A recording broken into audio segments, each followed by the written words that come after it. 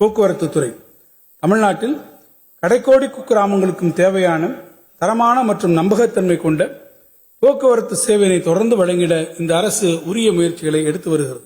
அதன் ஒரு பகுதியாக வரும் நிதியாண்டில் ஏற்கனவே அறிவித்துள்ளபடி 3000 புதிய பேருந்துகள் கொள்முதல் செய்திட 1031 கோடி ரூபாய் நிதி ஒதுக்கீடு செய்யப்பட்டுள்ளது. மேலும் பயன்பாட்டிற்கு உகந்த 750 பேருந்துகளை முற்றிலும் புதுப்பித்து இயக்குவதற்காக 120 கோடி ரூபாய் நிதி ஒதுக்கீடு செய்யப்பட்டுள்ளது.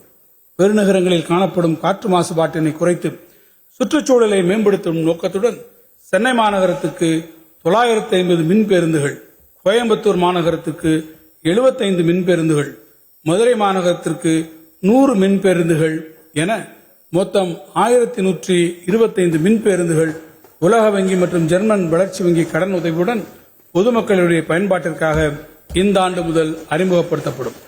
பெருகி வரும் நகரமயமாதல் மிக முக்கியமான தேவையாக பேருந்து, புறநகர் ரயில்வே மற்றும் மெட்ரோ ரயில் போக்குவரத்து போன்ற பல்வேறு வசதிகளை ஒருங்கிணைக்கும் முனையங்கள் முக்கிய பங்காற்றுகின்றன.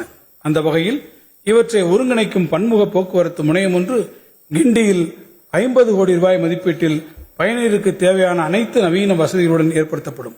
சென்னை வண்ணாரப்பேட்டை பகுதியிலும் இதேபோன்று பன்முக போக்குவரத்து முனையம் ஒன்று நவீன பயணியர் வசதிகளுடன் 50 கோடி ரூபாய் மதிப்பீட்டில் அமைக்கப்படும். கடந்த 1997ஆம் ஆண்டில் முத்தமிழறிஞர் கலைஞர் அவர்கள் அறிமுகப்படுத்திய சிற்றுந்து மினி பஸ் திட்டம் தமிழ்நாட்டில் பெரும் வரவேற்பை பெற்றது. தற்போது வேகமாக வளர்ச்சியடைந்து வரும் நகர்ப்புறங்களை ஒட்டிய ஊரக பகுதிகளிலும் போக்குவரத்து சேவையை வழங்கிடும் வகையில் மாற்றியமைக்கப்பட்ட விதிமுறைகளுடன் சுமார் 2000 வழித்தடங்களில் சிற்றுந்து திட்டம் தமிழ்நாட்டில் விரிவுபடுத்தப்பட்டு வருகிறது. போக்குவரத்து கழகங்களின் செயல்பாட்டு திறன், சேவை வழங்கல் மற்றும் நிதிநிலையை மேம்படுத்துவதற்காக போக்குவரத்து கழகங்களுக்கு செயல்பாட்டின் அடிப்படையிலான ஊக்கத்தொகை வழங்குவதற்காக 2000 கோடி ரூபாய் தொகையுடன் ஊக்க நிதியம் வரும் நிதியாண்டில் உருவாக்கப்படும்.